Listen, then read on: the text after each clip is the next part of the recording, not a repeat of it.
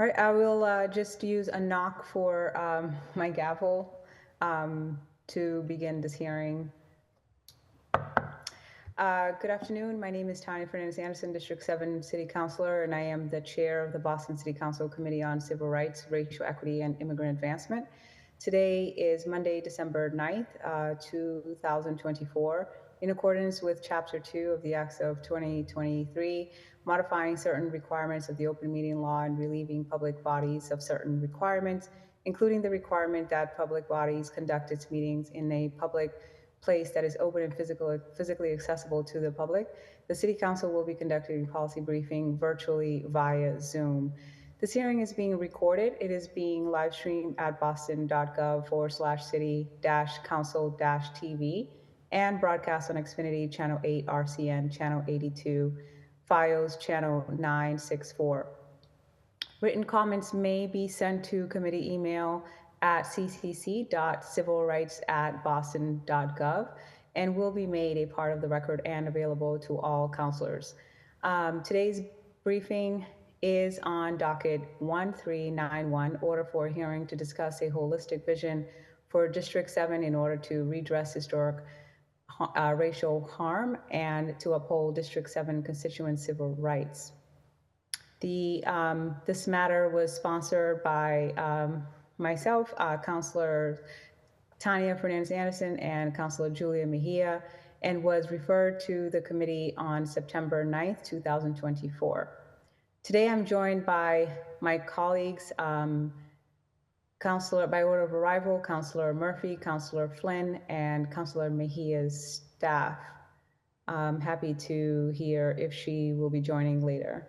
At this point, I wanted to just address the panel that we have here available, and just like to introduce the panelists testifying on behalf of the administration: Corrine Oliver Milchman, Director of Policy, Development and Research from Mayor's Office of Housing; Danielle Johnson, Director of Housing Stability from Mayor's Office of Housing; Jeffrey Thomas, Special Assistant to the Chief of Planning Department; Daniel Lesser, Chief of Staff, Mayor's Office of Housing; Christian Author, Recovery Services, Boston Public Health Commission. If counselors, as counselors join, I'll be trying to give an update as to how or where we are with our agenda today. But for now, I think that I would like to sort of introduce the purpose of this meeting, of this policy briefing, and reasoning behind filing. And then we will go to the panelists for administration panel for their presentation on behalf of their department, the work that they have done to address specific needs, policy-wise, or projects in District 7 based on what the docket is requesting for. Then we'll go into questions from council, and then there will be no public testimony since this is a policy briefing. And I intended to hold a policy briefing specifically just so that we can talk about, give the administration an opportunity to talk about specific work that they have done in these domains, such as housing, Public Health Commission. We invited Office of Economic Development, and as well as the Streets Cabinet, and they were not able to attend. So I think for the purpose of making this policy briefing productive, we will focus highly on public health and housing in District 7. And so for the docket itself, just for those of you watching at home, I wanted to briefly just, again, go over what the policy brief is about, this briefing is about. Again, this docket is for order for a hearing to discuss a holistic vision for District 7 in order to redress historical harms and to uphold District 7 constituent civil rights. I will not be going into reading it, but the purpose of this is to essentially breaking it down that we would be holding multiple hearings and hopefully refiling in January so that we can hold the continuous hearings in different domains. And by domains, I mean areas of need in District 7. So for hearing one, representatives from Mayor's office to basically discuss a holistic planning and development for District 7 to address anti-displacement or housing needs in District 7. For hearing two, we planned on focusing it on economic opportunity and inclusion cabinet, specifically the small business department office and supplier diversity, in addition to Mayor's Office of Tourism, Sports and Entertainment, the worker empowerment cabinet specifically to come in and address Boston residents' jobs policy, workforce development, entrepreneur support, tourism, and space activation. Number three, that we would meet with the streets cabinet and focus specifically on transportation, District 7's residents, maintenance, repairs, and ongoing transportation projects, transportation displacement, transportation plans, and constituents issues such as sidewalk repair and parking issues.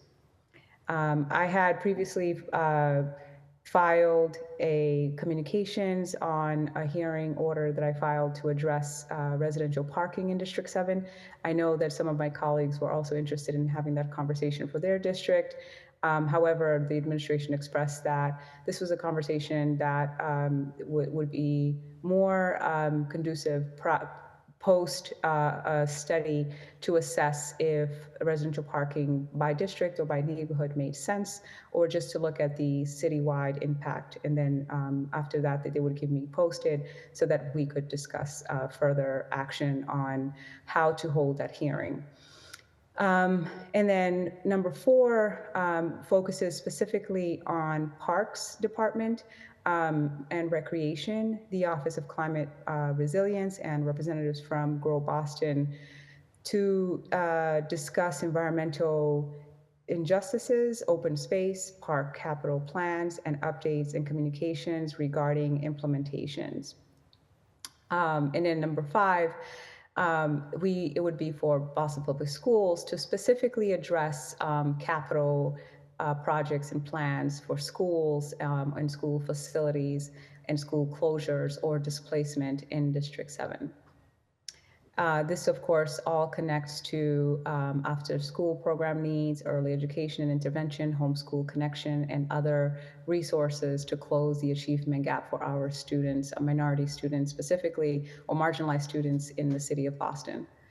And then for number six, we wanted to focus it on community engagement cabinet, where the mayor's office of neighborhood services, Office of City Organizing, in addition to Office of Youth Engagement and Advancement, and Office of Urban Mechanics, Office of Language and Communication, and other appropriate departments to discuss community engagement, communications, transparency, inclusion, and civic engagement.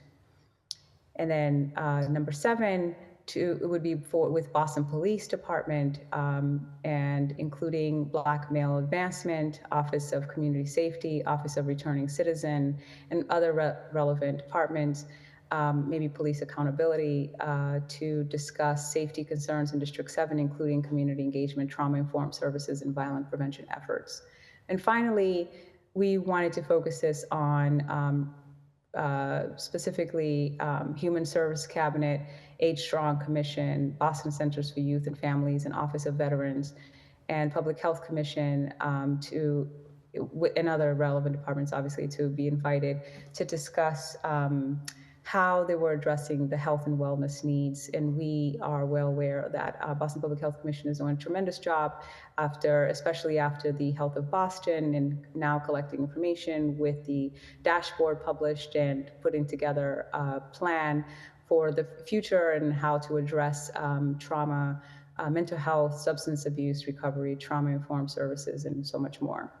So this order essentially would eventually bring in community agencies, advocate organizations, including ACE, Reclaim Roxbury, Garrison Trotter Neighborhood Association, Highland Park Land Trust, Dudley Street Neighborhood Initiative, BECMA, Livable Streets Alliance, the Greater Boston Chamber of Commerce, in order for members of Roxbury Strategic Master Plan Oversight Committee, members of Boston City Council, with particular emphasis on at-large counselors that cover District 7 and other community advocates and members to public encouraged to attend in order for us to finally have a robust conversation in finalizing a report to assess if between the city departments, administration, and my office and other services that are being done on the ground in District 7, and basically create metrics with benchmarks that folks can, or rubric, if you will, that folks could follow on a dashboard to say, here we know that the housing need is this, or we know that we have this many people homeless coming from Roxbury South End, for example. And that you would actually be able to follow a chart to understand how my office, the administration, and again, community programs together, a consolidated sort of aggregation of numbers or policies and projects, or even budget investments are addressing those housing needs, for example. And so today I thought, instead of going straight into a meeting by each category, we would come in and talk about, and again, allow the administration to give us an update on everything housing. And Boston Public Health Commission, we are very happy that you were able to accommodate us today, and some point, of course, hear from you as well in the work that you're doing, so that we are not wasting your time instead of calling you again for another hearing. And so I don't know who wants to go first on the panel. And again, for those of you who just joined us, I haven't looked at the list of names. Sorry, we've been joined by Councillor Liz Braden.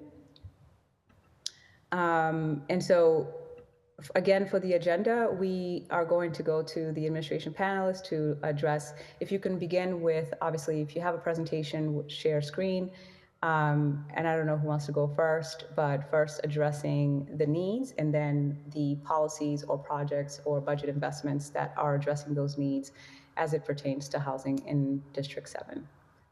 Who wants to go first? Councilor Anderson, I think Chief Solis Severa was hoping to attend as a panelist as well. I think had her opening statement prepared for the city, but I think she may be in as an attendee right now. Okay. Well, she's not listed as a panelist because this is not concerning specifically. If she has something to talk about housing, I guess I encourage her to send me some information. For now, we want to encourage, I know this is about civil rights. I can understand how it would make sense for her to have a statement. Happy to allow whomever is ready while we work on including her. Dan, did you want to go first, or who wants to go first? We didn't have an opening statement prepared. I don't know if Jeff or Christian, if you would like to go first. I think the plan was for Chief Solis Severa to give an opening statement on behalf of the administration. Oh, I see. In that case, then no. Ethan, I don't need Chief Solis Severa as a panelist. I would like to conduct a hearing so that I can perform my job here. But no, we will not be taking a statement from Chief Solis Severa on the panel. Are you saying that you guys are not prepared to respond to questions either about housing? No, we are definitely prepared to respond for any questions on housing. We just don't have a formal opening statement prepared, but happy to start taking questions about any of our programs and policies. Okay. In that case, I think that I can open up my questions. Are you saying that no one here from the panel, no one here from Mayor's Office of Housing or anything housing is ready to report what the city of Boston has been doing for housing in District 7? There are a lot of people here. Yep, we'd be happy to, speak generally about the housing work we're doing, and we're happy to answer any questions we have. You all, the panel has, the council has, on housing. Okay, well, Dan, that's what I'm asking for. I'm asking for the administration, anyone who chooses to go first, to report on updates on the work that the administration is doing to address housing needs in District 7, which it includes Roxbury, South End, parts of Fenway, and parts of Grove Hall, which is, and some Dorchester. And Councilor, are there specific topics on housing that you would want us to speak to? Well, I did submit a full the hearing order that you got. Did you get to read that, Dan? Yep. Okay, so you should know what I'm asking for. But I don't want this to be the question and answer portion. I want the city to give us an update and a presentation. I've been working with the internal government relations to attend this hearing for over weeks now, approximately 3 weeks. And I filed, I think I mentioned in September. When did I file? Sorry, I think I can go back and let you know. Yeah, September 9th, it was signed, referred to committee.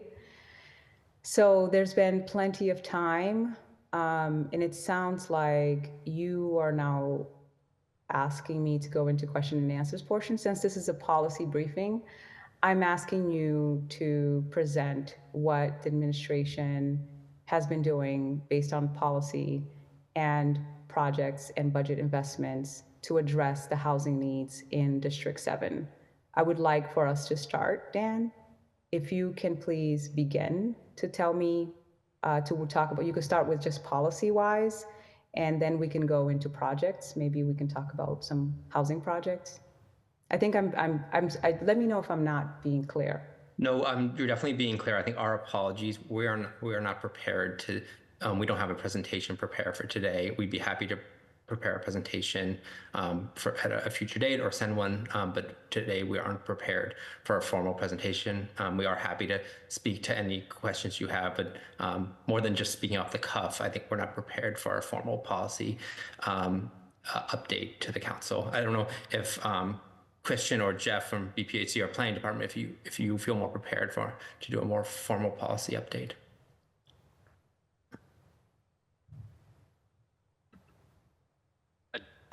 We don't have a formal presentation prepared, but I think we're happy to go through sort of the framework of what our thinking has been and working with you, Councilor, over the past couple of years in District 7 to, from a planning department perspective, sort of implementing the vision of Plan Nubian Square, and doing dispositions on, primarily from a planning perspective, planning department perspective, the, 9, larger publicly owned parcels. We see the sort of historic disinvestment in the neighborhood as sort of the largest single thing that the planning department is currently trying to address through these dispositions, provide your residents more opportunities for housing, open space, community gardens. I've obviously worked very closely with the Mayor's Office of Housing on their land dispositions. We complete, one of Mayor Wu's first actions coming in as the mayor was to order a citywide land audit. We completed that in fairly short time, and that has really guided some of our disposition processes to ensure that we are opening up land for housing opportunities, community garden opportunities, open space opportunities. That is sort of the framework that we've been using going forward. I know we've been working closely with you on the Boston Water and Sewer parking lots disposition, the P3 disposition, and others in the neighborhood. So happy to sort of go down that line of questioning and address any questions you have in that respect. But in terms of sort of how we are oriented in trying to do our part to promote investment, promote prosperity in D7, it's really about implementing our vision and plan Nubian Square, and working with the local stakeholders, residents, elected officials to really create a prosperous district and neighborhood in the future. Jeff, I really appreciate you having some response and giving us the update. I've had the pleasure of working with you guys for the last couple of years, and yes, the land inventory certainly helped. And I guess just for an update, Dan, my office has been working on an anti-displacement project in the last 3 years. And we created our corridor called the Ottery, essentially to rezone commercial corridors and squares to eventually create more commercial and housing, affordable housing on those commercial corridors, as well as looking at how we can beautify them through the art installation or art activation. So then we started working with Jeff and BPDA to look at empty parcels and figuring out the needs in District 7. We then partnered with Northeastern University and we did an action research, and I'll share information. Sheila Dillon has all of it, by the way, Dan, information where we have actually performed a asset mapping for District 7 and assessed exactly what are the assets, what are the gaps, and I'm going to call them gaps because I don't like the word, deficit. It feels like the community has nothing. And so with that discovery, we were able to figure out okay, what the needs in District 7, and we were moving with a project with MIT to properly assess all of these empty parcels to look at how we can actually develop holistic amenities in District 7. So creating walkable streets based on these holistic amenities. And we would get the recommendation from MIT, and then we would meet with the city again to say, in District 7, specifically mostly Roxbury, where the parcels are, we recommend that we are missing pharmacies, or we are missing gyms, or we are missing juice bars, whatever the recommendations are. And then you would then go into planning and development and hopefully partnering with the Roxbury Strategic Master Plan, the plan that already exists, that it has been in existence for 20 years now, to maybe perhaps work with them and see how the community would lead the process into a master planning 2.0 of some sort. And so all of these updates, I've been working with Chief Dillon, and I've been working with BPDA and Fair Housing, and everyone is already aware. So I'm very surprised that you are here today with nothing to present, because the Mayor's Office of Housing, BPDA, Boston Public Health Commission, Fair Housing has all given me reports on the policies and projects that you work on. And so what I did is I compiled a deck, a presentation for the community, and I've held quarterly town halls since I started in my tenure to update the community on what the administration is working on. So here in this policy briefing, it's being recorded. It's going to be on YouTube. I know that a lot of my constituents are tuning in. We did a lot of work to get people to watch it today. And they are ready to prepare to see how the administration can elaborate on those housing efforts and projects that you've been doing, or what investments has the city put in to address the housing needs in Roxbury. I keep saying Roxbury, particularly because there's so much land and the need is greater in Roxbury than the rest of the district. So if the response, I hope that the response from the rest of the panel is not the same. Jeff, again, I'm very grateful for your updates. And I guess Danielle from Fair Housing and other folks, Karina or other folks, if you have updates or a presentation, I would love to hear it. So Councillor Danielle and Karina are part of the Mayor's Office of Housing as well, so we're part of the same team. I mean, we can talk generally about we don't have the data disaggregated for District 7, but we are able to talk about Roxbury specifically, some of the programs and policies within Roxbury specifically, and could pull that data and follow up with your office. So just what I have right in front of me, the Mayor's Office of Housing has a rental relief fund that we started during the pandemic that we've recently transferred to called the Tenant Stabilization Fund. And as of 2023, we support 178 Roxbury residents who were either in arrears in their rent or needed moving cost assistance or were behind in the utilities.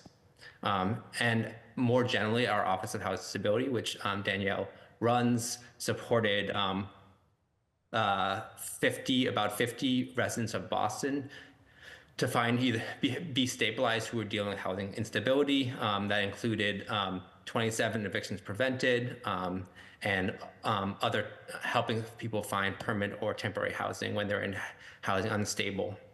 We also have our Boston Home Center, which supports low and moderate income Bostonians to either with buying a home or keeping their existing home up.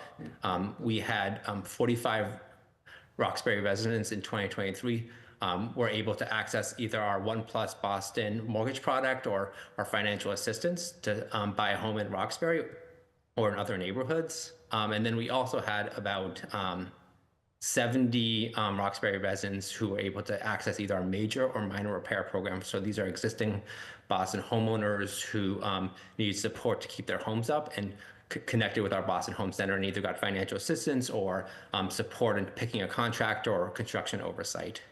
We also have a foreclosure prevention program to support homeowners in foreclosure to get them out of foreclosure and keep their home. And in 2023, we had 13 Roxbury residents who we supported to stay in their homes and prevent foreclosure.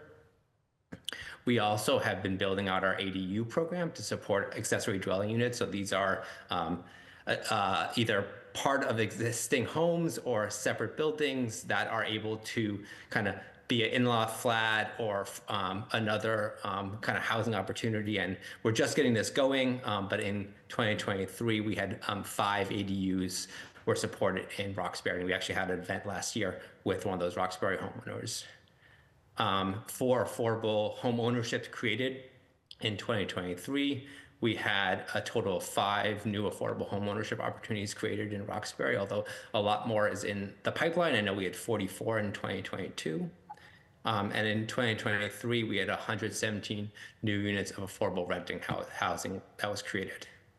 So I think that kind of off the cuff with the data we have, that is kind of an update for the program supporting Roxbury, and we'd be happy to pull that data for District 7 in general and follow up.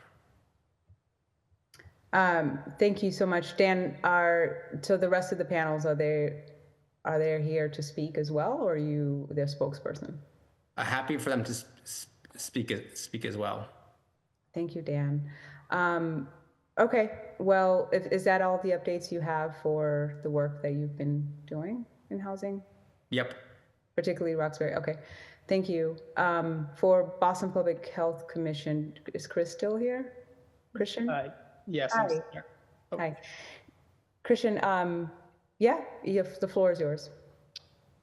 Great. Yeah, I have some notes to share here today. So just to review, my name is Christian Arthur. I'm here today on behalf of BPHC, the Health Commission, and I can talk towards the behavioral health, substance use, and homelessness work that we've been doing in District 7, especially in Nubian Square. And BPHC is engaged in work in District 7 and throughout the city on a range of different public health issues. So if it's topics outside of my wheelhouse, I'm happy to bring those questions back to my colleagues. But regarding substance use and homelessness and behavioral health, so one big effort is the Nubian Square Task Force. Katrina Cooley from my office coordinates the task force, which works to address the adverse impacts of gentrification, interpersonal violence, gaps in healthcare access, and homelessness, and the specific impact of the opioid epidemic on communities of color in the square. It's a strong coalition. We currently have 25 to 30 organizations actively participating in the task force. There's a bi-weekly leadership meeting and a bi-weekly large community meeting, but a meeting is happening every single week. We coordinate mobile vans as a part of our participation. So there are 7 different van service agencies operating in Nubian Square. And through coordination, we can help ensure that the square receives coverage both geographically at different parts, but also throughout the week. So, from the standpoint of time. And yeah, these van agencies provide a range of services from health to substance use, primary and preventative care. So it's valuable that we can help coordinate. Additionally, there's also outreach teams, and we're supporting coordinating those. There are 10 different agencies, and that includes our Recovery Services Outreach, the Torchlight Recovery nonprofit, Massachusetts Department of Mental Health, Boston Healthcare for the Homeless, Pine Street Inn doing homeless services work, the city's coordinated response team, Multicultural AIDS Coalition, Community Caring Clinic, Metro Boston Alive, Dimmick Community Health Center. So a lot of names from that area. And I want to note that Torchlight Recovery specifically is also a BPHC funded neighborhood engagement team, and they work with individuals, referring them to services, and are also practicing recovery coaching. And so is Metro Alive, right? Yes, Metro Boston Alive is doing that work, and they are newly funded with some settlements dollars from the opioid settlements, which I can speak more to. So we're also doing targeted mental health support. This looks like forming a subcommittee with the Department of Mental Health, and we're case conferencing individuals experiencing co-occurring disorders, both substance use and mental health, strategizing how to connect them with DMH resources, so some extra support there for folks who are experiencing both those disorders at the same time. We've also organized 3 holistic events featuring a range of health and community activities. So that's distributing naloxone and fentanyl test strips, to linking people to treatment, HIV testing, in addition to, like I said, holistic. So there's arts and food and entertainment. So it's also just a fun event that people want to go to for various reasons. Also some business support. For example, we are joining bi-weekly walkthroughs that the Roxbury Main Streets is leading, and talking with and supporting business owners, hearing from them what the issues they might be experiencing. Finally, we have done some targeted investment in this area. Whittier Day Space, we've covering a 3-year period. We funded $2.2 million, and this is embedded within the Whittier Street Community Health Center. They serve people who experience homelessness and also use drugs, providing support groups, connecting them with health services, in the center, and offering relief from the outside weather. And then finally, to get back to your point, Councilor, that this fall we've begun leveraging $1 million in opioid settlements dollars to bring additional outreach and substance use services to Boston, but especially Nubian Square and Roxbury. And we're supporting Torchlight Recovery, Metro Boston Alive, Community Caring Clinic, all 3 of those organizations located right there in the square. And then Bridge Over Troubled Waters, that's a citywide serving organization specializing in youth homelessness. And then finally, Harvard Street Community Health Center down in Dorchester. So thanks so much for giving me a chance to share some of those points, and I'm also glad to answer any questions. So. Chris, that actually sounds amazing. I think you did an excellent job in covering sort of overall, like from dual diagnosed to all the way to the intersecting types of like mental health or behavioral health issues that folks experience, especially with opioid addiction, as well as all of your services.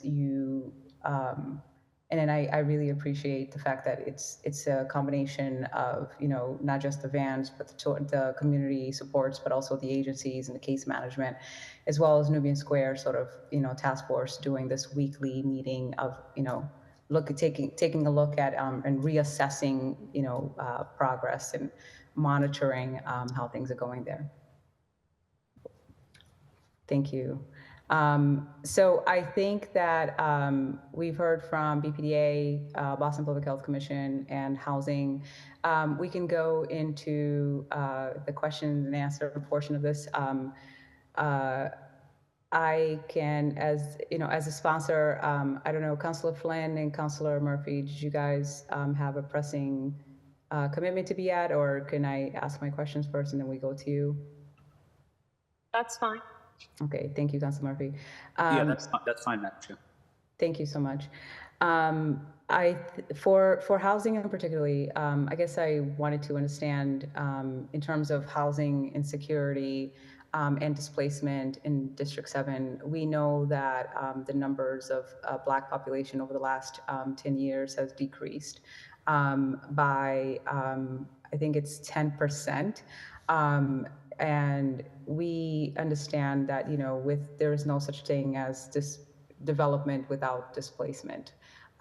That you will continue to develop, and then the market, you know, fluctuates, and it has an impact. And we are trying to, as a city, trying to do our best to mitigate that, right? And how we can create affordable homeownership in ways that we can incentivize developers and figure out how they can invest in properties that is conducive for Roxbury, but specifically in Roxbury, constituents, I would say majority of the constituents are of the position or opinion that because we've condensely populated affordable housing in Roxbury, that we need to focus more on affordable commercial, affordable homeownership and more affordable commercial spaces, so that our business corridors are thriving economically.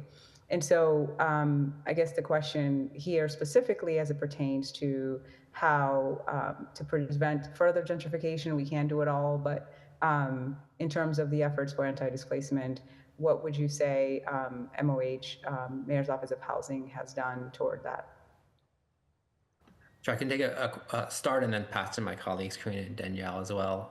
So we are investing heavily in affordable homeownership opportunities. So I think we're creating the most affordable homeownership opportunities in I think, definitely the last 30 or 40 years. We currently have 900 homes in our pipeline of development that would be built at affordable prices, usually somewhere between $250,000 and $350,000, depending on the income of the family or the individual buying it. And so that's been a big focus. And I think, as many people have heard, we've launched this Welcome Home Boston program as part of our larger affordable home ownership initiative to support affordable home ownership opportunities on city-owned land that's being currently underused. And so we've gone through 2 phases of the Welcome Home Boston program, and we are getting ready to launch a 3rd phase sometime in the next few months.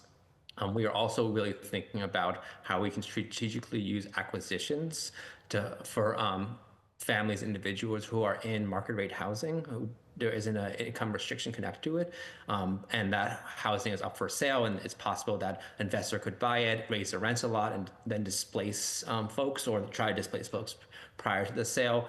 We've been investing heavily in our acquisition opportunity program, where we work with mission-driven developers to acquire tenanted multifamily buildings. So we just hit 1,000 units this past October.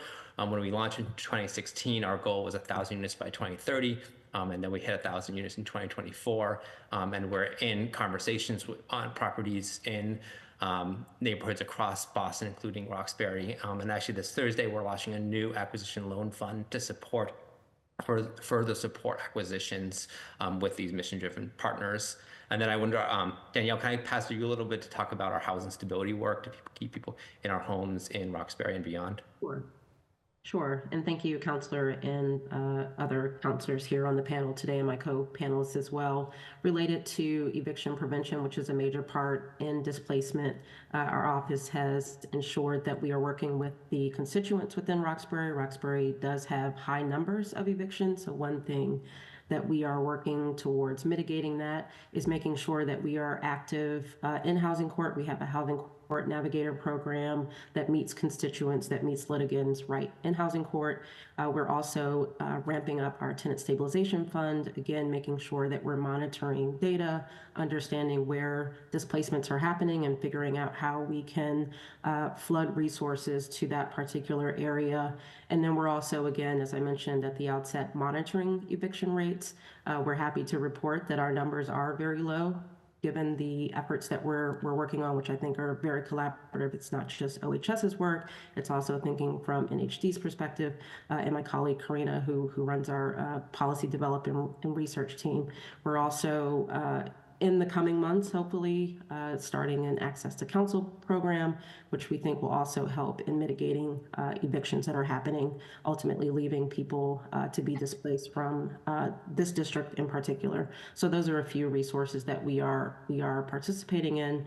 We've also recently, as part of our new request for a proposal period, have engaged with vendors, nonprofit organizations who are situated within Roxbury and work primarily and almost exclusively with Roxbury and Dorchester residents. So also making sure that we are factoring that into considerations when we are entering into contracts with different nonprofit parties. But I'll turn it over to Karina if she has anything additional to add.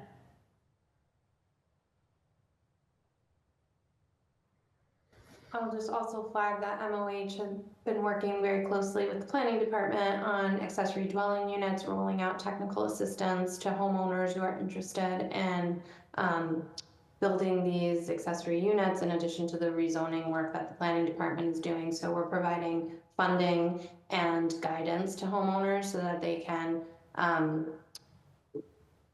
either, add a unit that maybe a parent or a child can live in, or else get some rental income, which can support with their home ownership payments. So that's another program I would flag. And then we do a lot of working with home buyers. Dan alluded to this, not just providing them with financing and grants for home buying, but also a lot of education and preparation and making sure people are prepared to withstand the responsibilities of homeownership and are well situated to stay in their homes once they do make a purchase. Our Boston Home Center does a lot of foreclosure prevention work as well, so really interested in making sure that those who are homeowners can remain homeowners for the long term. Awesome. I'll just add one more question, just to be courteous to my colleagues on time. I have so many questions, but I know that we could be here forever. So how is the mayor's office working to implement protection zoning in District 7 to prevent displacement? And what are the strategies to preserve affordable housing in the face of gentrification and rising housing costs? Sorry, Councilor, do you mind repeating the first part of the question? You said protective zoning? Yeah, special protection zoning. Have you even considered it? If it's not a thing, it's fine. I just want to know where you are with that. I wonder if I pass it over to my colleague, Jeff, on the zoning question. Yeah, Councilor, we haven't considered a special protection zoning template for District 7, but I'd be happy to talk about that more with you at some point for sure. I think one of the things that we are really trying to do to kind of take the pressure off is to get more units into production. I think the lack of supply is squeezing all neighborhoods in Boston, but particularly neighborhoods that are under a lot of development pressure like Roxbury. So there are various things. I think it's not a problem unique to District 7, and it requires basically all areas of the city to kind of pitch in. We need to be creating supply in all different areas of the city. I did want to, I heard that Karina brought up the ADU work that the city's been doing. I want to encourage any of your residents or folks on the call to check out the ADU guidebook that's posted online at the city's website. this might be an opportunity to help homeowners and others to understand what's possible for your property if you're looking to bring your loved ones or extended family members closer to you, and find out what kind of financial assistance you might qualify for. So I just wanted to give a plug to the ADU guidebook. It's relatively recent, and I think we have options for kind of all sizes of property to explore that. Small properties that might be tight on space, a little bit medium properties, and even the larger properties. So any of your constituents that are interested in that, I would really encourage them to look at that. That's ADUs are one of the things that we're doing to sort of promote gentle density across the city, to grow the housing stock in a way that stays true to sort of the neighborhood character that we know is so important to our residents. Thank you. Does BPDA have like specific strategy to addressing the intersection of housing affordability and climate resiliency in Roxbury, like considering in flood-prone areas like Lower Roxbury, right? We know we have issues there or upcoming issues there, and how I guess do we plan to safeguard affordable housing infrastructure like against climate change risks? Have we started working on that or talking about it? Yeah, we definitely have various zoning tools that we're using across the city. I think of our groundwater overlay districts, some of our coastal flood resiliency overlay districts. Those are about encouraging and requiring folks to move residential construction sort of off and like out of the way of potential flood hazards. That ground floor space that might be in flood hazard zone could then be utilized for things like retail, for things that aren't necessarily used at all times of the day. But those are the types of tools we're looking at. I think there's I know that we've been working closely with the Environment Department to develop policy solutions and zoning ideas that not only encourage sort of green building techniques, but ensuring that we're preparing for sort of the inevitable effects of climate change. So, we want to make sure that any new construction is out of the way of potential hazards, designing for potential hazards in the future. So we do have a few zoning tools, working on more, working with the state as well with their work. So again, not unique to D7. I think these are different issues that we're working on across the city with a citywide lens. But I think anywhere that there's a vulnerability to this, that we are working on various tools to address that. And I think in addition, the Mayor's Office of Housing has been working with existing large and small affordable housing buildings to support what we call deep energy retrofits. And so this is working to better insulate the building, add heat pumps to allow for cooling and heating. And I know a lot of these buildings don't have existing cooling, or they're kind of expensive window units that are very energy intensive.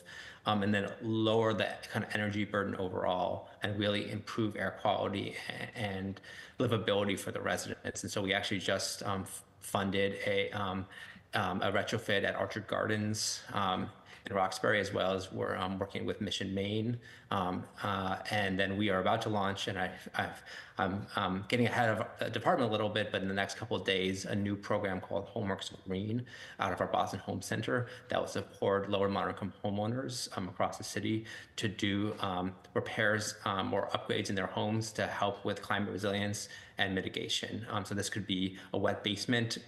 This could be adding energy efficient windows. It could be a heat pump water heater. There's a whole set of different menus of options. And so we try and take a holistic view to kind of support both large existing affordable housing, but also kind of small owner occupied homes that need support kind of as our climate changes and as we have more extreme heat and flooding.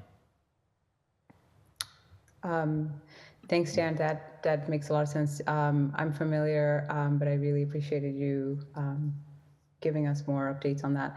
I I'm going to go to my colleagues because I certainly have more questions, but allow for questions from my colleagues, and then I will come back to my questions.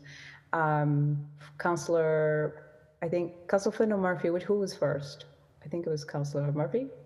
Yes, it was me. Thank you. You're welcome. Councillor Murphy, you have the floor.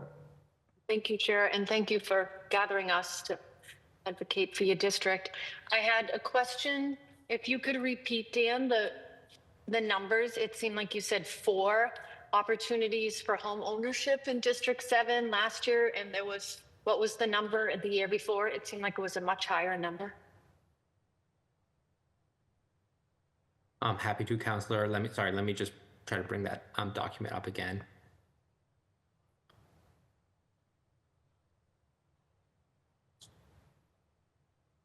For new affordable homeownership units created in 2023, we created 5, or we financed 5 affordable homeownership opportunities.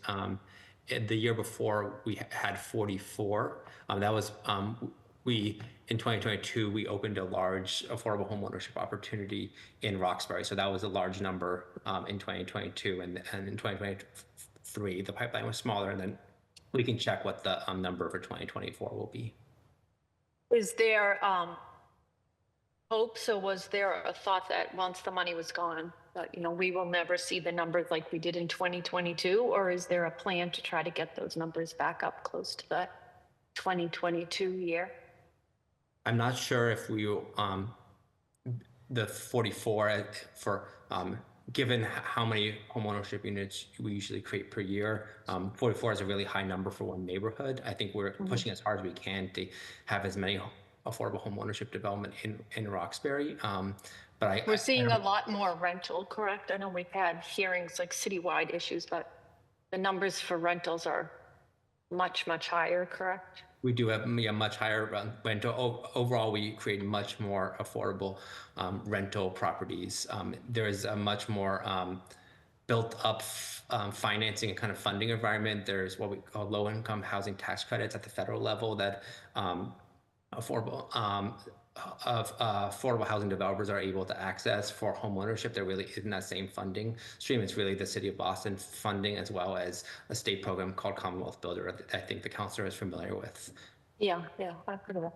Okay, and a question about the ADUs you mentioned, and thank you, Jeff. I saw that pop up in the recent week about the guide on the website, but could someone explain in more detail the financial opportunities you're offering people? Because I might think it's a good idea, but I'd like to know more about what financial support you're giving people for those. Out of our Boston Home Center, if the homeowner qualifies based on their income, we're able to provide financial assistance, as well as funding for kind of technical assistance and working with the architect to get. Could you give the specific numbers on like what would the income need to be to qualify, and what is the amount of financial assistance we're giving people for these units? Yeah, happy to. Council, I can just look it up as we're speaking. So if you give me a minute or two, I'm happy to speak to. I don't want to misspeak, so just give me a second. And are we seeing, Jeff or someone else in the Mayor's Office of Housing, that there are, like, what percentage-wise citywide, there are a lot of homeowners in Roxbury looking for this? Are they aware of this, and are they interested in this option? So I don't have specific numbers on that. I know that since the launch of the guidebook, we have had quite a few inbound emails seeking more information. We've been helping those that reach out. I don't know what the breakdown that in a sense of what district or neighborhood these folks are reaching out from, but I know we have had significant interest. The guidebook's relatively new, so it might take some time for folks to get acquainted with it or know that's available. I would ask all of our electeds to help us get the word out. I think it can be a really useful resource. but no, counselor, I don't have a specific number of, where that interest is coming from. But in my just general reading of things, it's basically been all over the city. And Council, I do have those numbers for our technical assistant grant. So this is a grant to homeowners to support them to work with the architect and other kind of technical professionals about figuring out what ADU they want to build and get through the zoning process, et cetera. We just rolled out this new program last month. We offer up to $7,500 grant. As well as like support from one of our Boston Home Center construction specialists. And then for our actual ADU loan, we offer up to a $50,000 loan based on income eligibility, and that income eligibility is below 120% of our area median income.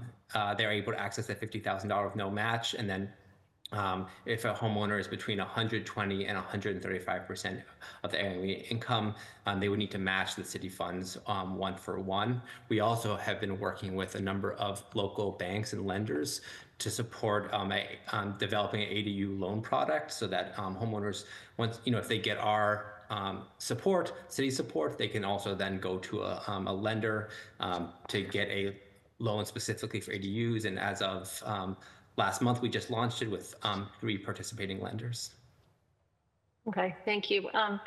On to public health. A couple weeks ago, we held, I thought was a very effective hearing on concerns about safety and mental health and substance use in the downtown area. So it made me think, because I know the conversations around, the Mass and Cass encampment and the street team, which was, I would say, over 90% targeted to that Atkins Street area.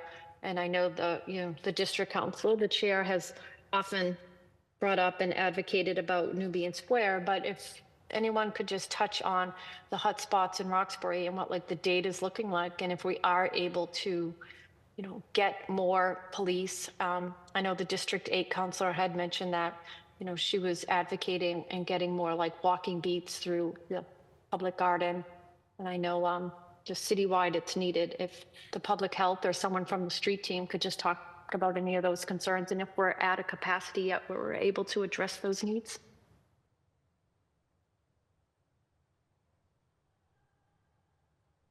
Hey, this is Christian Arthur from the Health Commission. This sounds like it's mostly a public safety question, so I would, defer to BPD. I can say that there's a number of different providers that are operating downtown from, Pine Street Inn, for example, Big Street programs. Our recovery services outreach are, doing a different mobile outreach, spreading out from MassCast this time. And I mentioned a number of different outreach providers in Nubian Square. There's a lot of different providers in the area doing outreach, but that's all I can speak to, and that would be from the public health side. So in terms of any public safety, defer to BPD. Is Nubian Square the only spot that you feel is buckets of need for people struggling with mental health, substance use, or neighbors, residents, or business owners reaching out with concerns about quality of life issues related to those concerns? Yeah, so we have a mobile outreach team, and it reaches down into Nubian, and then also Andrew Square, South End. We also collaborate with the coordinated response team on providing outreach in various parts of the cities. Yeah. Okay, I know that's something we can continue to advocate for. I know that the chair definitely does, so I'll be supportive of that. I'm good now, Chair. Thank you. Thank you, Councilor Murphy. Councilor Flynn, you have the floor. Thank you, Madam Chair, and thank you for bringing us together and bringing your neighbors together as well on this important topic. Christian, I have 1 or 2 questions relating to public health. During the pandemic especially, we saw the HIV rate, AIDS rate increase across the city, but especially in the Roxbury and the South End community as well. They saw a significant increase. I forget if it was either South End or Roxbury, but I guess my question is, can you focus on what you're doing in Roxbury, in educating in the South End, educating, helping, providing any type of services, outreach to people with HIV or AIDS?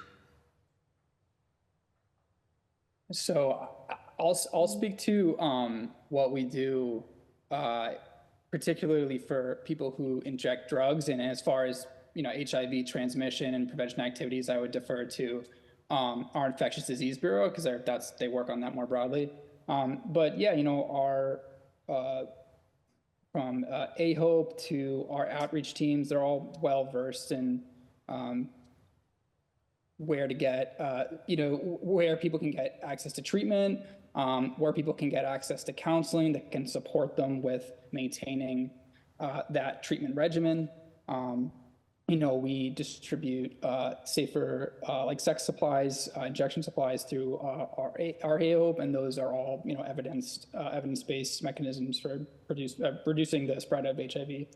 So, but yeah, our in terms of broadly in the community outside of injection drug use, it's not really my scope, and so I can ask the Infectious Disease Bureau. That's what they do. Yeah. Is there anyone else on from public health? Just me today, but I can Okay. bring it back. Yeah. Okay. Yeah, thank you, Christian. Christian, what are we seeing across Roxbury or in the South End on hepatitis C? What are the results saying, and how are we educating people about preventing hep C and also getting the treatment that they need as well? I mean, so pretty much the same answer. The teams that I all described are all, hep C is an issue experienced among people, who use drugs. And so same answer. I would also defer back to the Infectious Disease Bureau for hep C outside of injection drug use. I'm sorry, I wish I could be more helpful. Okay. So people living or meeting in the Nubian Square area, what specifically is the Public Health Commission doing to get them into treatment? Yeah, so, I mentioned the efforts that we're doing, working with and coordinating the Nubian Square Task Force, and that's many different agencies all coming together from, social services agencies like Metro Boston Alive, Community Caring Clinic, Torchlight, and, working together to make sure that, at least there's one, if not more, service providers, working with the person, building on existing relationships that they might have with service providers.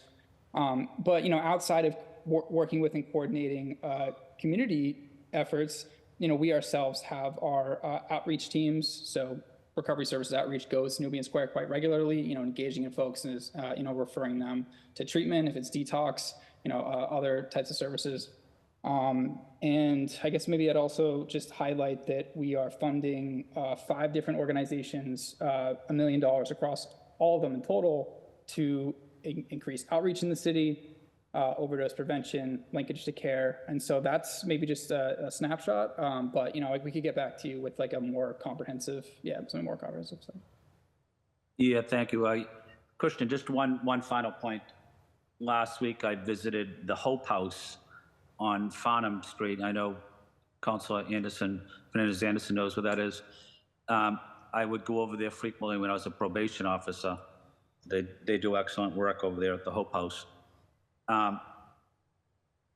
But they were concerned about a lot of the drug trafficking out front of the immediate area of the Hope House, where you're trying to get, at the same time, you're trying to get people into the residential program. The program is excellent, but having people trafficking drugs out front is really a terrible message for those living and dealing with substance use issues. But I told the residents and I told the staff at Hope House how to at least let the public health professionals know about what I observed. I'm sure you know about this as well, but do you have any advice for them?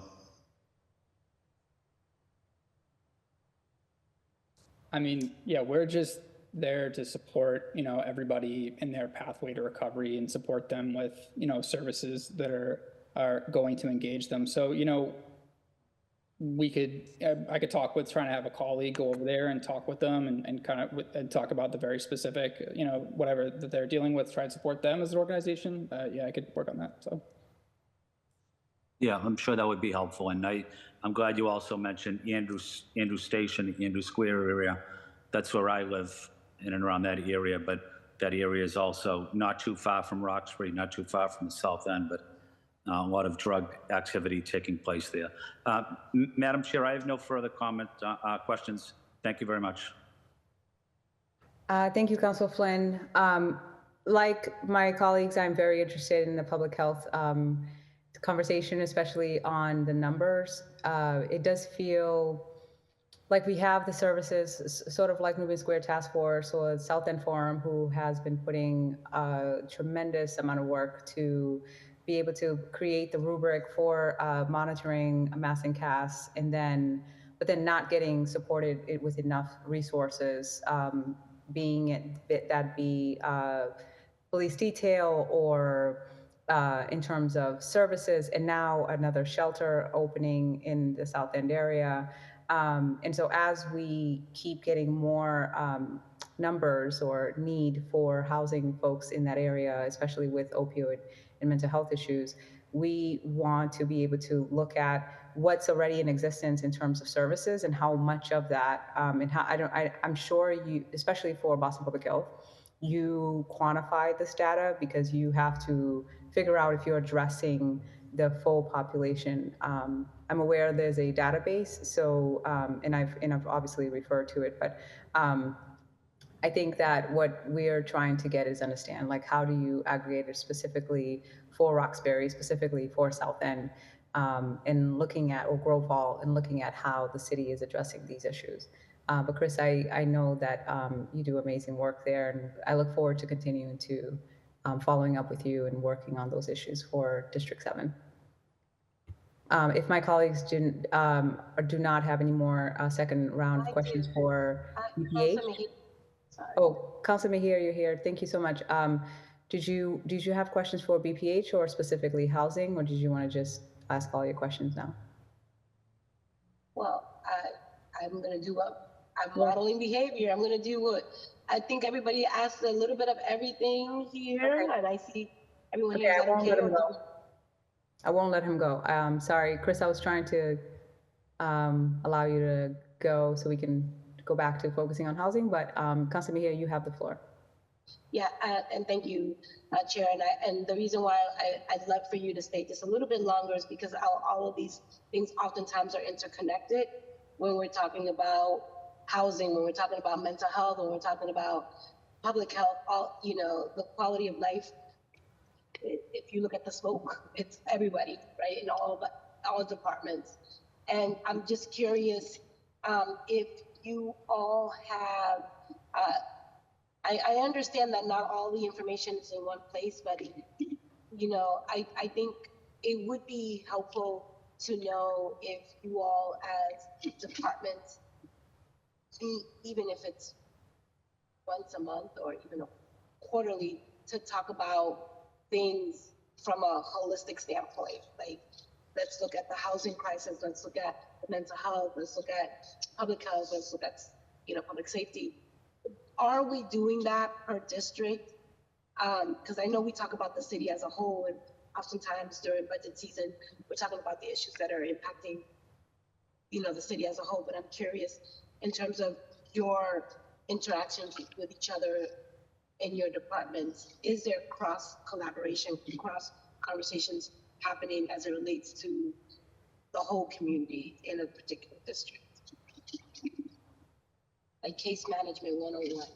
I know this is a nonprofit situation, because I know a lot of nonprofits meet regularly and they talk about, their consumers, their clients, their people that they serve, but everyone is at the same table and everyone's talking about the resources and the support systems and all that. I'm just curious, is that happening in the city?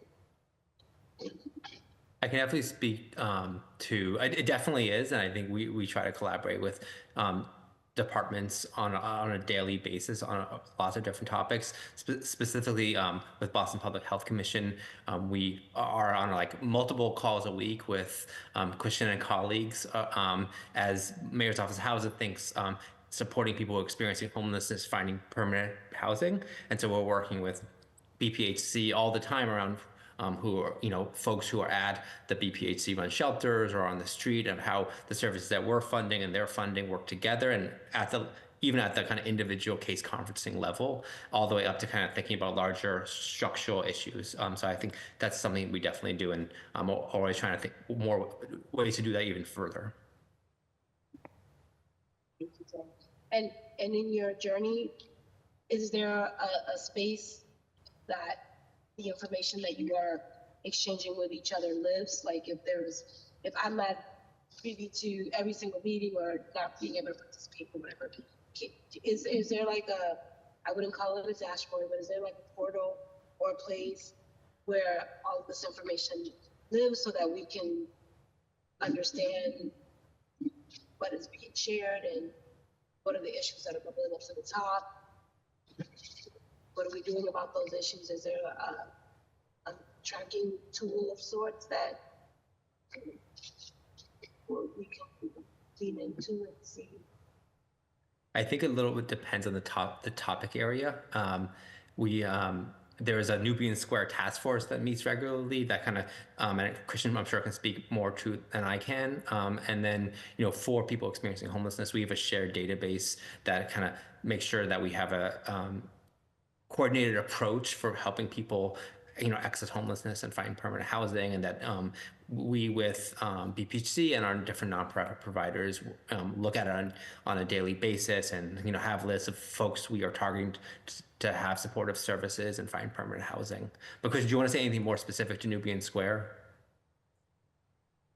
I heard that they might be working on some sort of online presence, so maybe that'll be a place where some of these resources can get aggregated. But other than that, yeah, I do really think there's such a breadth of collaboration that I think it's located in different places. Yeah. So. Thank you. Yeah, I would recommend, because I always say this, and Danielle, it's so good to see you, and my sincere condolences. I just wanted to know that I see you and I appreciate you being here. That so much of the work we get, because I'm a citywide counselor, we get calls from everybody all across the city. And, that's why I'm always asking about data and the information, because once we start to see where the biggest, issues around this is, then we can pour some more resources there. But if there's a way for us to be able to, at a glance, look at it, if you can share it and you could store it, like Councilor Rura always says, data is important because it informs a lot of our policy and, our advocacy efforts, around all of the issues that we are grappling with. But from a holistic standpoint, if there was a way for us to have, here are the benchmarks. We know the life expectancy of somebody in Roxbury is very different than Back Bay. Like, here's the benchmarks of where we're starting. Here are the goals and objectives that we have. Here's the vision that we're setting for. Here are the roadblocks to that level of detail, and some sort of data dashboard would be really helpful for us to help support the work. And so I just want to thank Councilor Anderson for her leadership and her insight to kind of be so laser focused in a district, because I think it provides us with a framework that we could potentially use this with other districts. So thank you, Councilor Anderson, for creating this space for us to listen and learn, and thank you to the administration for providing us some insight in terms of how you go about doing your work, your collaborative work.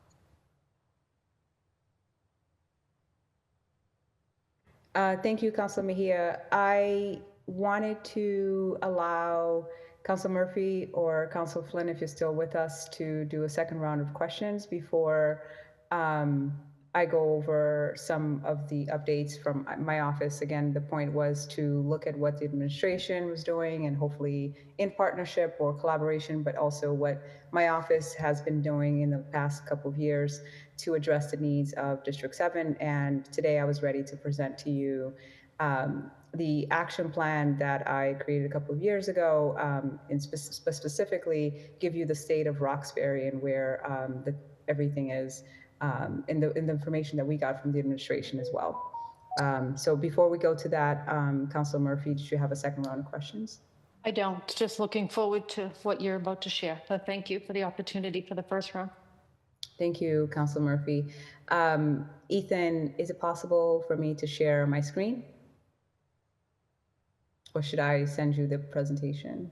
Yeah, whatever works, whatever you'd prefer. You definitely like I that. can share my screen so I can not say next, next, next. I can just navigate it. Can you allow me to do that? Yeah, you should have permissions to. It should be just on the middle of the screen. Oh, nice. You might have to like expand your like window a little bit, but it should be. Okay. Alrighty.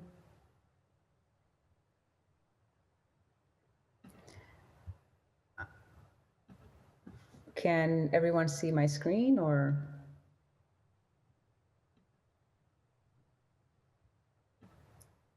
Sorry, I can't see nods. Can people see my screen? Yeah, we can't see your screen. Okay. Thank you.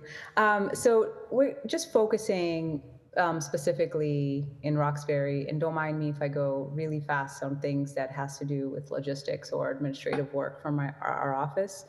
Sorry, Counselor, we can't see your screen. Oh, you cannot? We cannot, yep.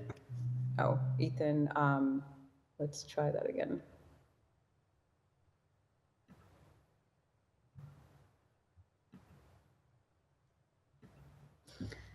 Ethan, I tried it and it's not working for me. Yeah, if you send it over to me, I can definitely share it as well. Okay.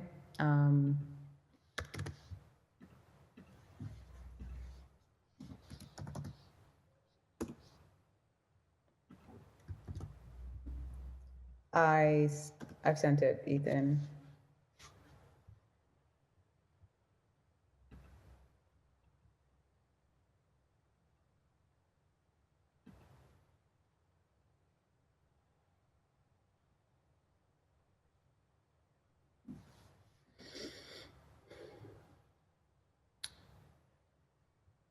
Let me know when you have it.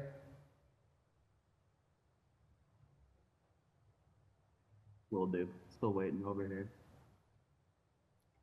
Thank you.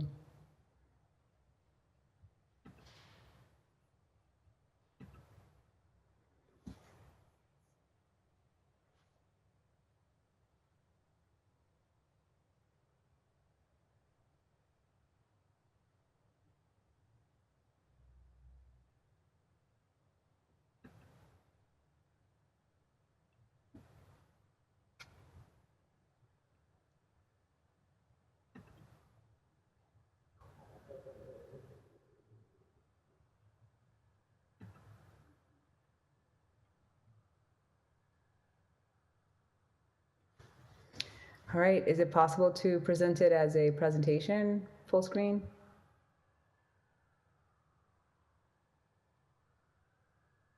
Thank you.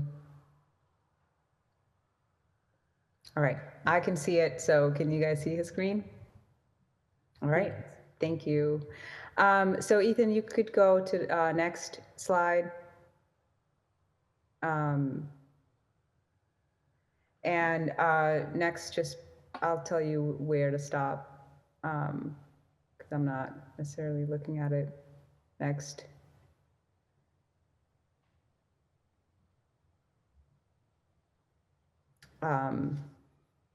This is sort of explaining the scope of work of basically from my office, between the office in collaboration with the administration. Next.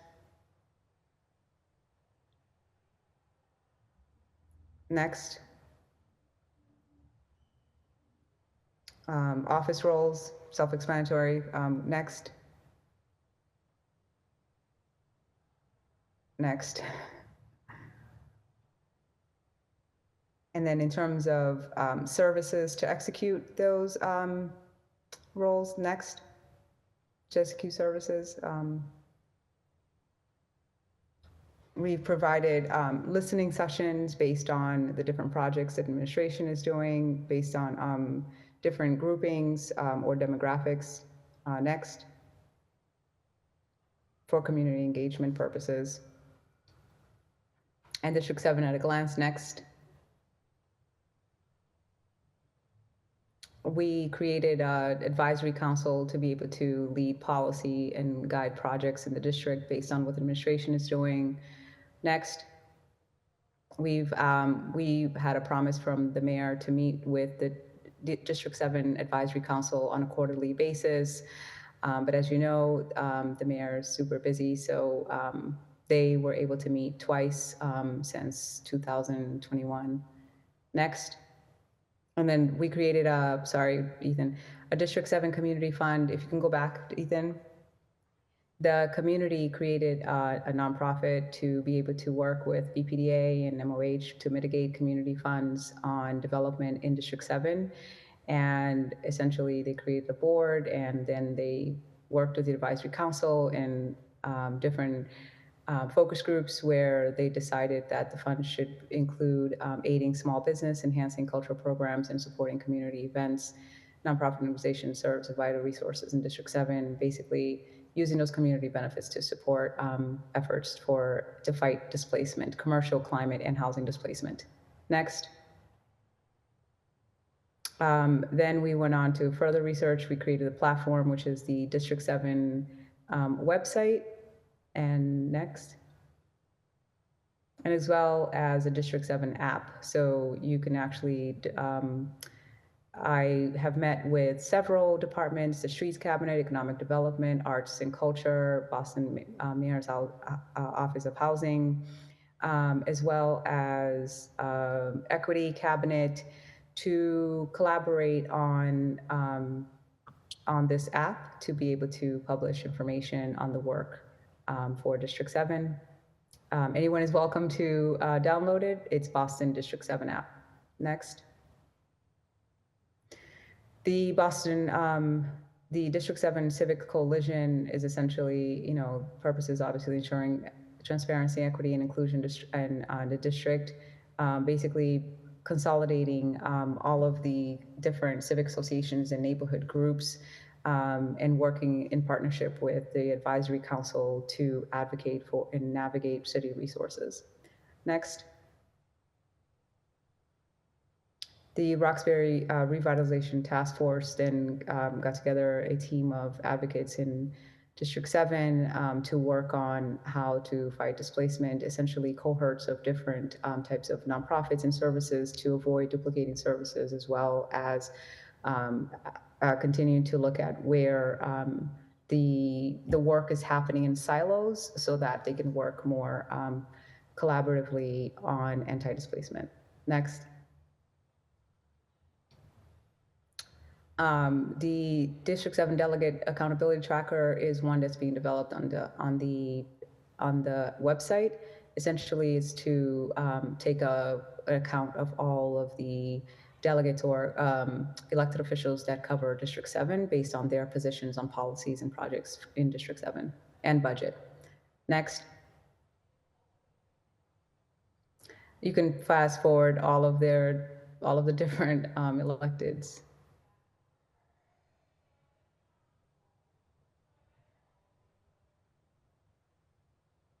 Sorry, it's going a little slow. And then we basically looked at the history of Roxbury and District 7 as a whole, but we focused on each town, each neighborhood, and then we created town halls so that we could address each neighborhood individually. And for Roxbury in particularly, there's a history of activism and culture. Roxbury is home to famous, Melania Cass, Chuck Turner, Malcolm X, and many others. Next. Then we looked at the actual status of things, the population in Roxbury, 87% people of color, Black and African American population in Roxbury, 42%, fell by, I was wrong, not 10%, 12% from 2010 to 2020. Income, Roxbury medium household income, $33,000, 53% less than the entire city. Roxbury's 12% poverty rate in the second highest in the city. Housing, Roxbury's an owner occupancy rate at just 26% compared to the city as a whole, 35%. Roxbury holds 48% of the city's entire income adjusted housing stock. For education, 20% of residents in Roxbury have a high school diploma compared to just 12% citywide. 51% of Roxbury residents have some college degree or higher compared to 69% in the entire city. And as far as environment, Roxbury has the second highest percentage of adults with asthma at 14.4% compared to 11.2% entire city. Next. And here you can scan for civic associations. Next. Advocacy groups. Next. For constituent service, we contacted Office of Neighborhood Services 311, and this is what we got in response. Next.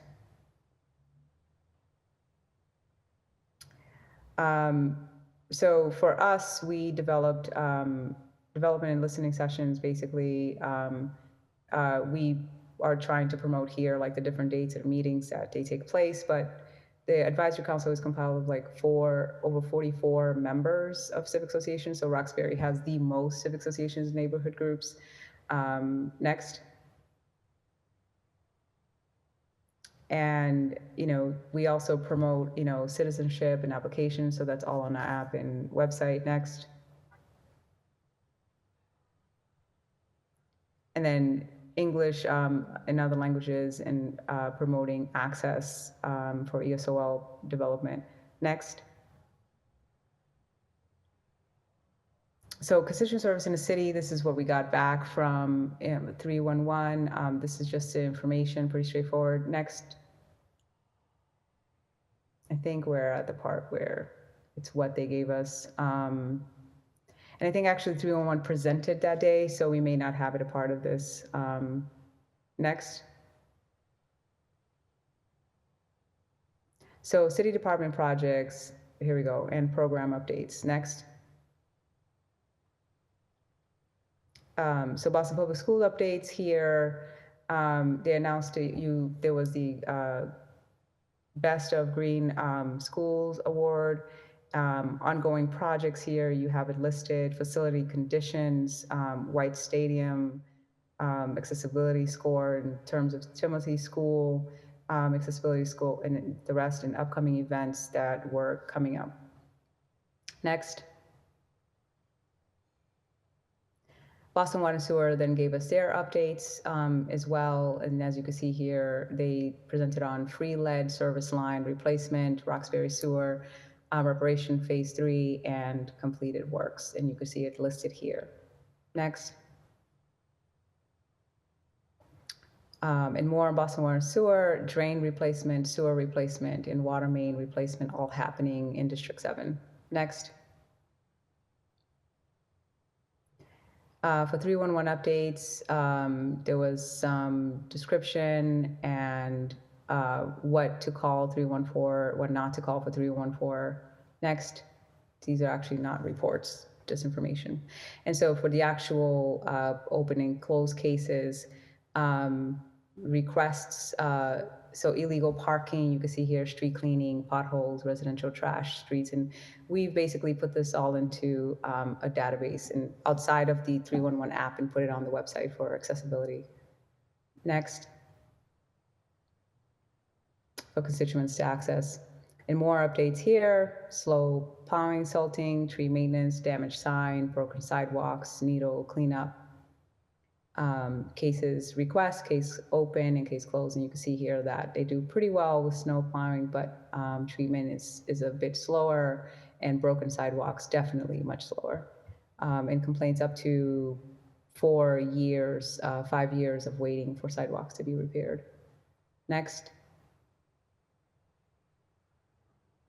and more updates on cases, dead animals, abandoned vehicle, graffiti removal, poor conditions of poverty, unsatisfactory living conditions. Next. And on and on. Next, sorry, more categories.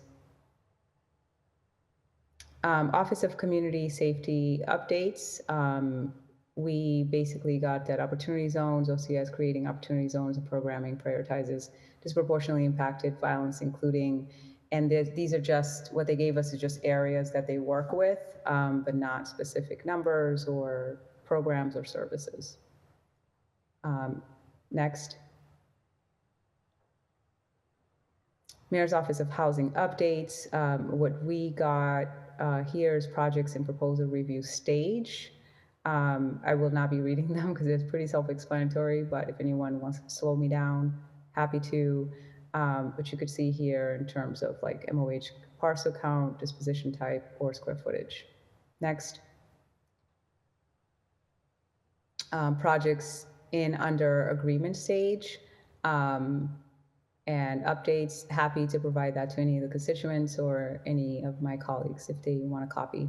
Next. We can keep going, Ethan.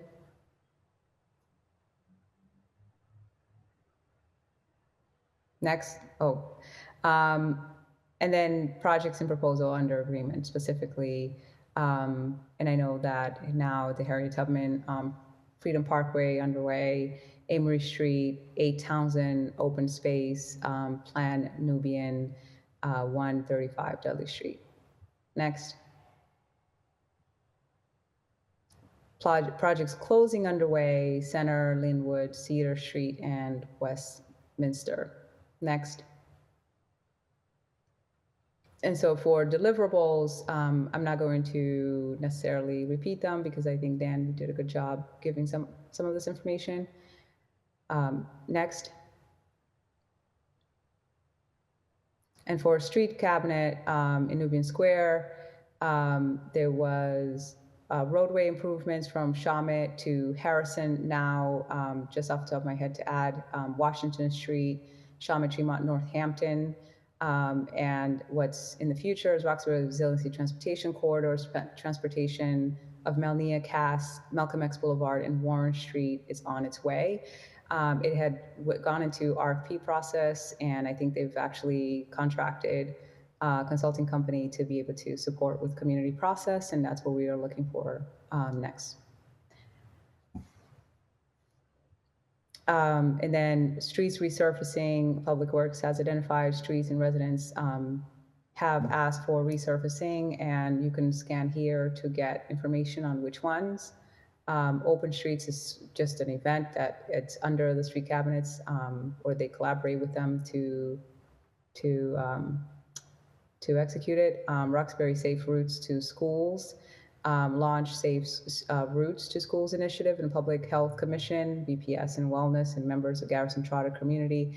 So basically what's happening is they are creating Roxbury Safe Routes to Schools and sort of redoing streets and maybe reassigning or re-stationing bus stations or bus stops, and it's creating some controversy in Roxbury where folks don't necessarily want the bus stops to move, but there's concerns about where the school buses stop and don't stop. So looking forward to more updates on that. Next.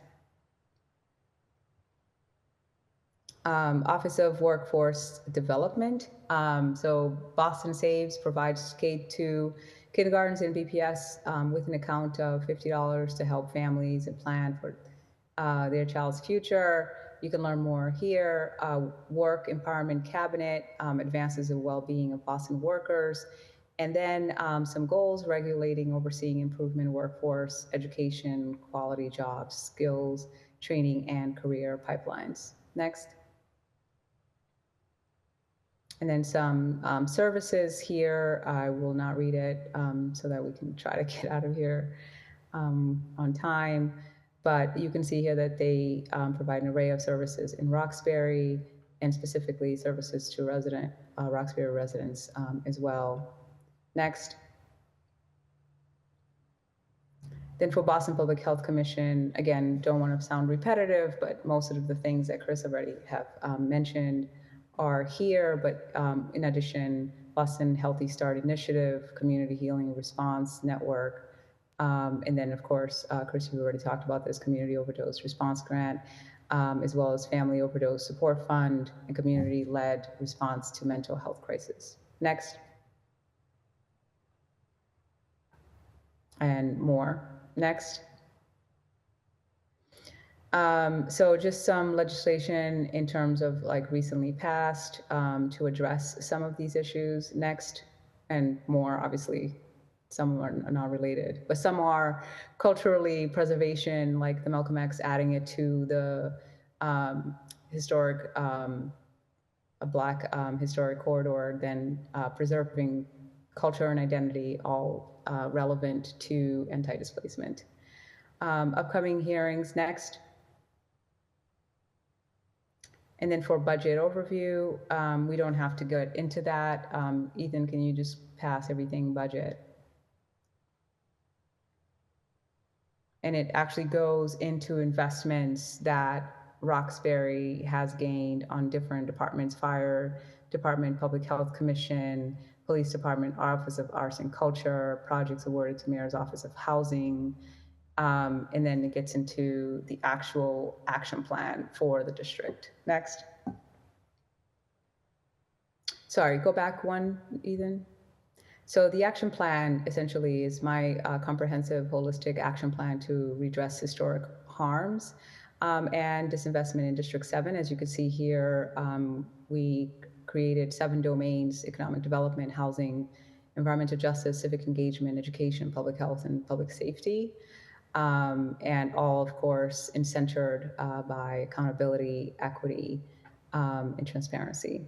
Next.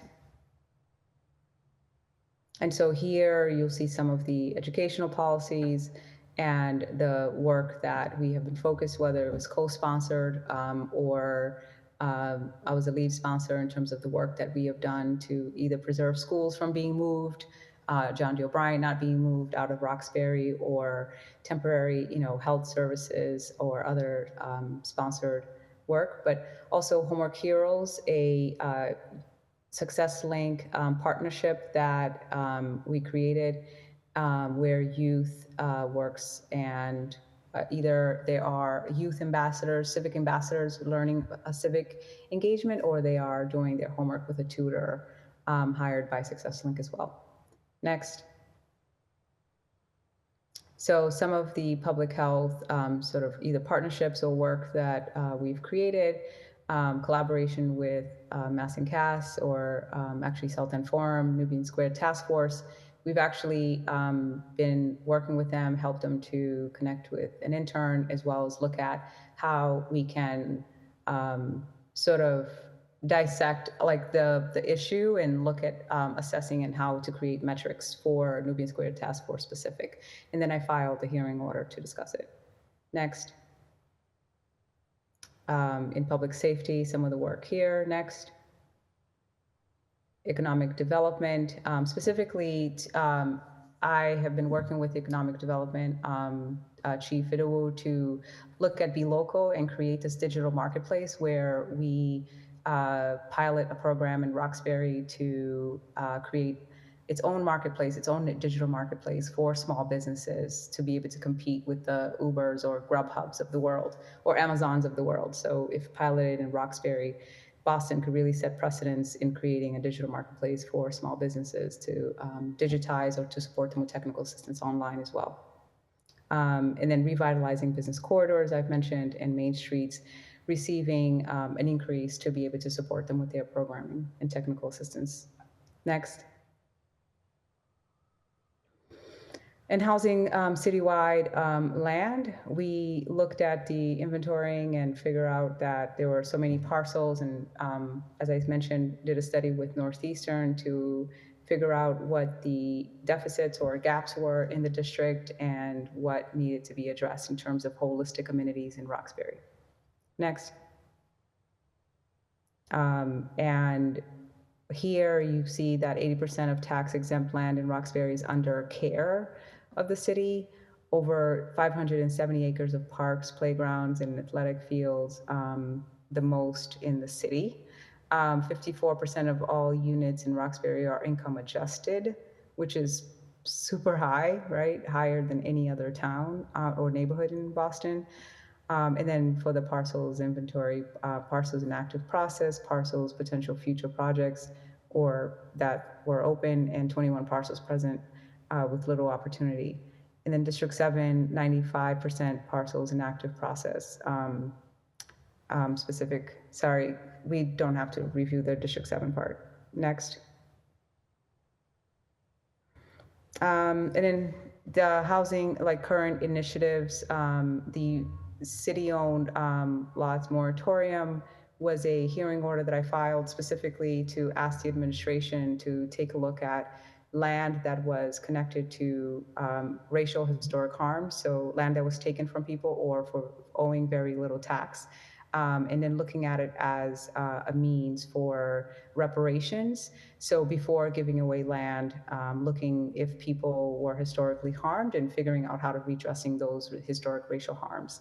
And also to be able to do this holistic assessment of walkable streets and amenities, it meant that we would have to do a comprehensive study of transportation and its impact, parking and its impact, Blue Hill Ave, and whether that would displace businesses in Roxbury. Majority of my constituents have voiced that they are against Blue Hill Avenue.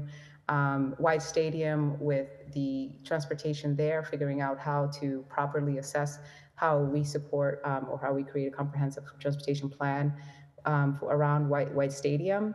And then there's all of these, school closures and all these other impact things that are happening. And as BPDA has mentioned, with all of the congested construction that's happening, already a disenfranchised neighborhood, already a historically disenfranchised neighborhood.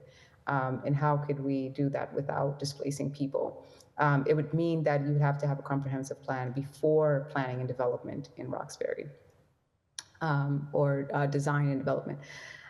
So order for restricted upfront rental fees for tenants. I filed it last year, and this year my counselor Enrique Pepin, my colleague Enrique Pepin, then filed it, I think not knowing that it was like something that was already in the works, but also order for reinforcing fines, implementing funding distressed properties. And then I worked with the Chief Dillon on the Roxbury Rent to Own pilot program, which then went into an RFP and now being evolved or implemented in other areas of like BHA. Housing investment specifically that I listed here. Next. And then more legislation next. We don't have to cover it. Housing is obviously a huge topic. And here to scan for a list of active BPDA projects in Roxbury. Next.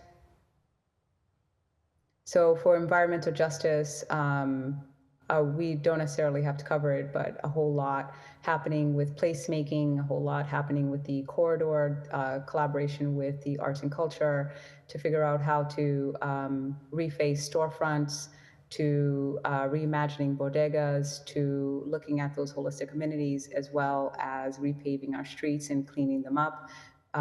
Looking at how we can add trees, increasing canopy to reduce the heat, is eco-friendly, obviously sustainable practices in transportation, placemaking, again, to adding those holistic amenities. Next. So all of this came together as the Ottery Commercial Corridors Revitalization, as I explained, and we will be launching that pretty soon, hopefully cutting a ribbon to activate from Jazz Square South End to Grove Hall, coming down Washington, Dudley Street to Blue Hill Avenue, stopping at Grove Hall. This would create a cross-culture, cross-neighborhood intersection or opportunities for cross-culture events, as well as hopefully adding foot traffic to those commercial corridors. Next.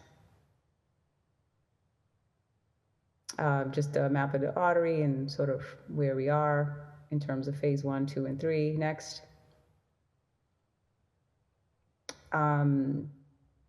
Next, more about what else it entails. And our partners, obviously, we have to partner with different communities, and this is more of the phase 2 for the Ottery. It's partnering with DSNI and Embrace and other organizations, Boston Foundation, to be able to adopt block by block to begin to either reface storefronts or beautifying those corridors in Roxbury. Roxbury is the heart of Boston, so therefore its Ottery should be healthy and thriving. Next.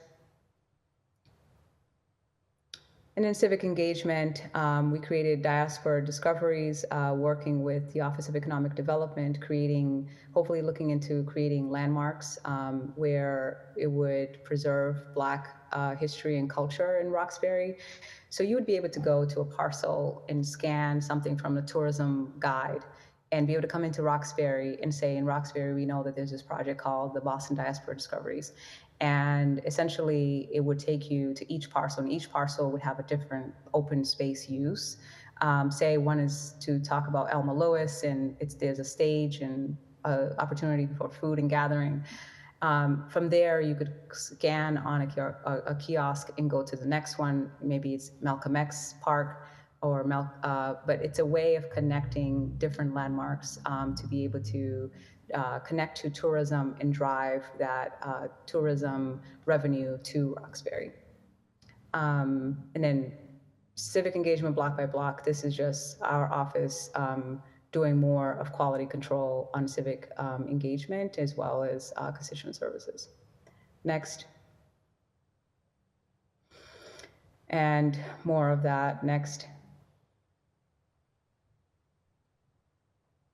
And so we did some action research, and this is going to go into a partnership with Northeastern University and MIT, and we're going to be doing metrics, collecting some data science on understanding how the city has addressed the needs of District 7 and compared to obviously the need, and aggregating those numbers from all of those domains that I mentioned: economic development, housing, transportation, and really looking at, if we're talking about policies that impact, are they advantageous or disadvantageous to District 7 based on the numbers? We've already partnered with Northeastern. We're going into BU to do the data science portion of it, and then we'll move to MIT for the holistic amenities project, the spatial mapping project. Next.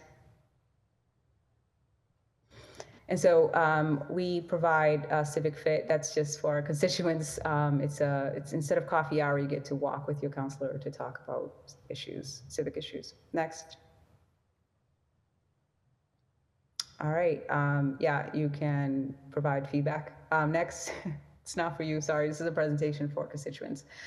Thank you so much, Ethan. I hope this was helpful. This was the combination again of Ethan, we can stop sharing if you don't mind.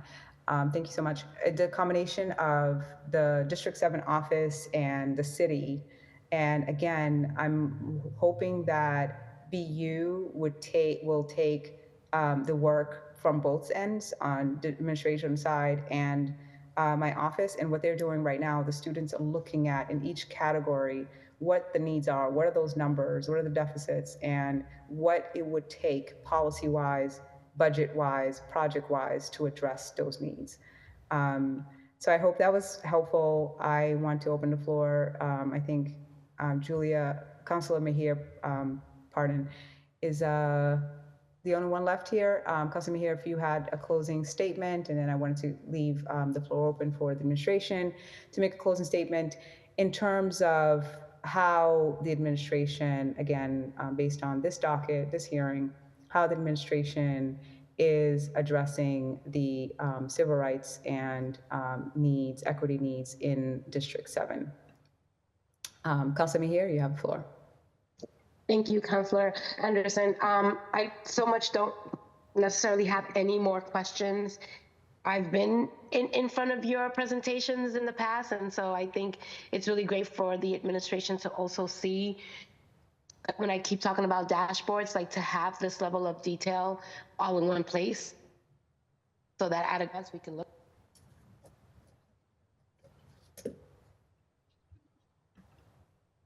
Councilman here, we can't hear you.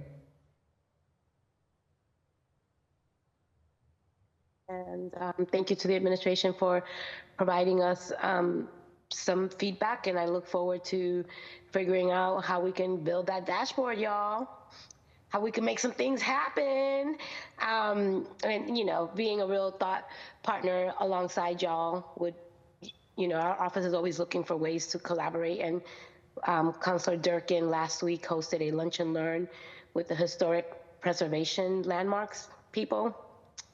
And I walked in there, I'm like, oh, you know, my people out here dodging bullets. So, you know, what do I got to say about this, that, or the other? But I found it very useful and very important, and I learned a lot, and I was able to provide them some guidance around what racial equity looks like and more inclusion. And so I think that all of our departments to benefit from really doing a deeper dive to see our protocols, practices, and procedures, and how we go about really meeting the diverse needs of the city of Boston. So I'm happy that we were able to do that then, and I'm happy to see the space for learning together here as well. So thank you.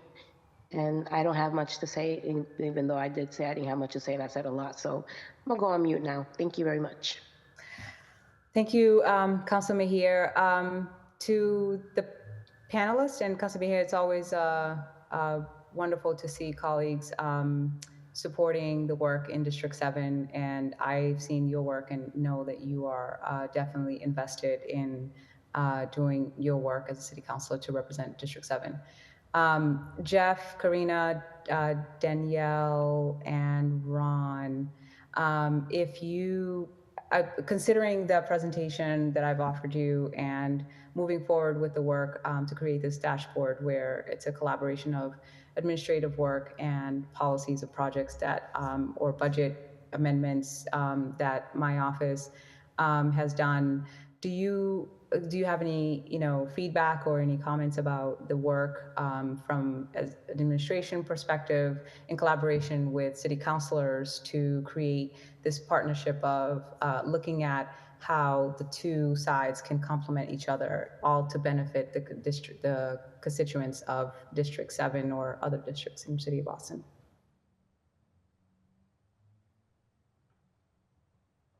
Sorry, Dan, you can go first. No, I think just want to say thank you, and it was a really messaging. It was really in-depth, interesting presentation, and we love to see it. But it was really helpful to see that, and I think we are want to continue working with you and in District 7 and figure out how these housing investments can be part of a holistic framework to improve the quality of life in District 7 and deal with historic challenges. But Danielle and Karina, do you want to add more?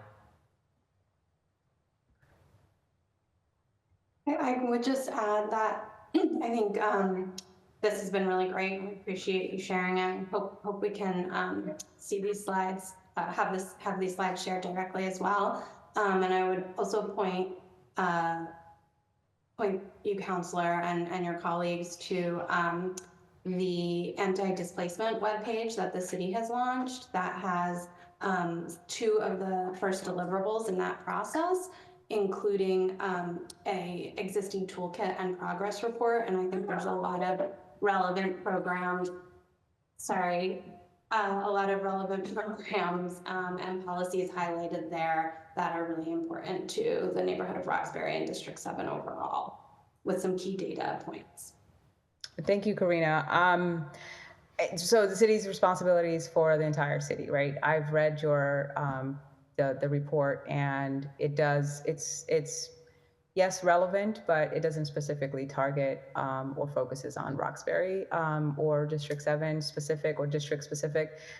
So I think my interest here is saying there's a way to look at data and current state of things, of housing, of public health, of public safety, economic development in each district or in each neighborhood. I think that probably makes more sense. And there's a way for us to actually pragmatically or comprehensively say, here we need these policies to address them, or here, housing is the higher percentage of need, or we have addressed maybe 50% of the public health issues, but we have this much to go. And I think it helps to monitor progress in each neighborhood as you move the work forward. And again, in partnership with council and administration. Yes, Karina.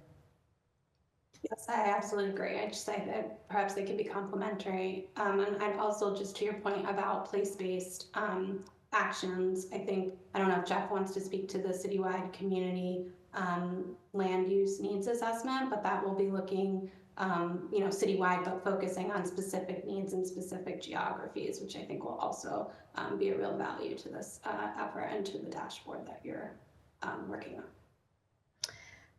That's great. I think somehow there's, duplication of like work happening in the city of Boston. You see that counselors will file a thing, but then maybe the administration's already doing, or maybe the administration wants to adopt it after the fact. And either way, right, it happens both ways. And so maybe a more coordination in terms of like professionally, like looking at how we are working together so that there's no duplication of efforts. And maybe that's more productive for us moving forward.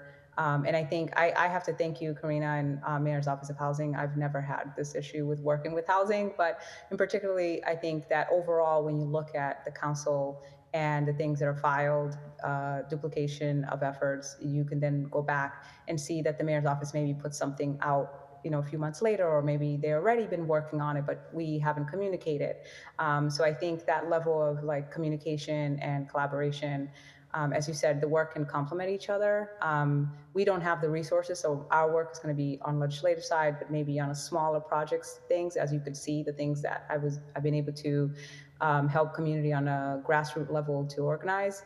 But the administration, on the other hand, has a list of like abundance of resources at your fingertips. So I think just collaborating, if people have ideas that are like-minded. I know the councilman has had tremendous, amazing ideas that she works on, and maybe more partnership could help us to, again, more productively move forward in partnership.